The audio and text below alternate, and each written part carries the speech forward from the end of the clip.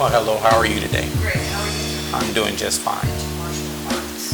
Well, I started actually traditional classes at the age of 16 on November 17, 1979 at 900 in the morning. I started here in Victorville in a Parks and Recs Department program down in the old rec center on, I believe it's 8th and B Street, where the new Performing Arts Center is.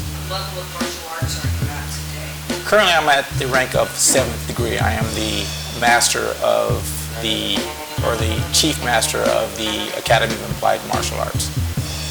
So currently holding the rank of 7th degree. What inspires you to get to where you are today? Basically, my inspiration comes from quite a few places.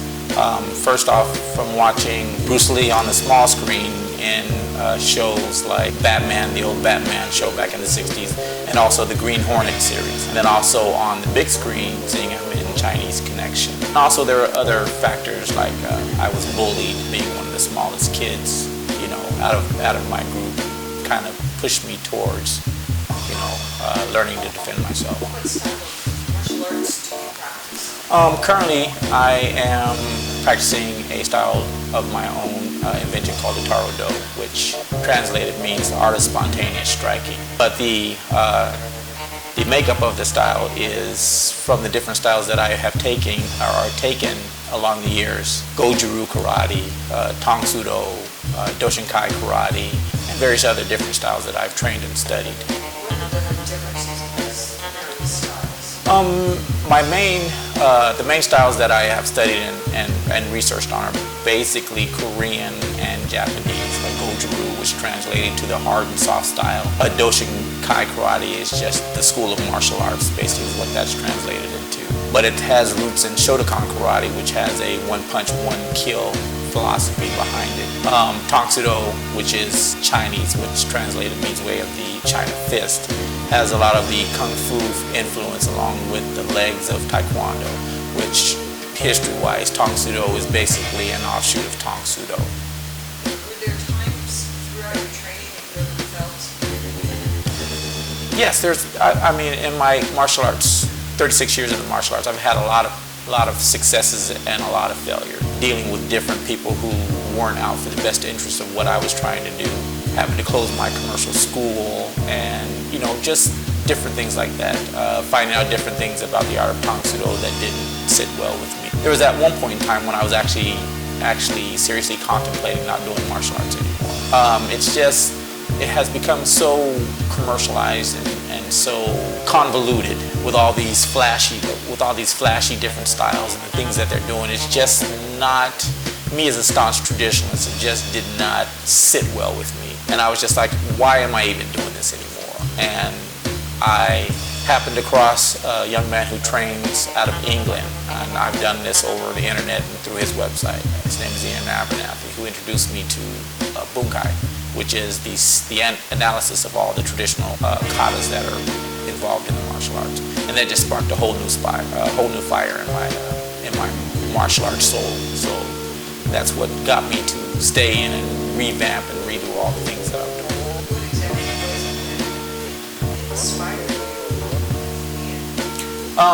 Because the American martial arts, and I don't, you know, this is probably going to spark a little, you know, controversy, or not really controversy, but heated debate. Martial arts, the American martial arts, is the watered down version of the martial arts that the masters of old actually knew. The Orientals aren't going to give all their trade secrets having to do with martial arts to the Americans.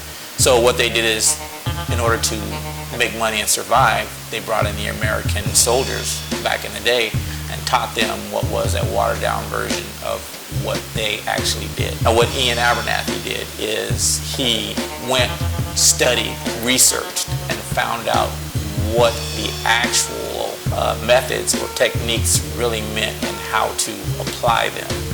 And that just pressed me and inspired me. And I'm like, man, I'm gonna have to find out about all this stuff. I need to find out about all this stuff. I said that's a big mistake, very big mistake. Because with all the knuckleheads to be nice about it out there that are looking to harm young ladies and just women in particular. They need to know how to defend themselves, even from the small ones, the young ladies, the very young ladies. Okay, I'm a grandfather, and my granddaughter is 7 years old. My son is one of my highest ranking instructors, and he's already been given instructions to teach that baby how to defend herself. Every female should know martial arts, should know how to defend themselves. If you don't want to take a traditional martial arts, take a self-defense class. But you should know how to defend yourself. Males are subject to all the dangers in the world as well as females are, especially the young ones. I have a young niece and a young nephew. Do I want them to learn martial arts? Yes, because there's pedophiles, there's predators, there's just, like I said, knuckleheads out there that are looking to harm children, and it's not okay. By any means, by any stretch of the means, is it okay? And they need to learn how to defend themselves.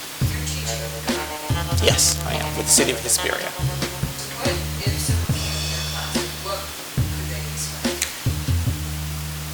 Hard work. Okay, I am a firm believer in working my students. Staunch traditionalists. Discipline is number one. Okay, without discipline, there is no perfection in anything that you do. Okay, if you can't be disciplined in your training, then it's not worth your while to train. And that's just the bottom line.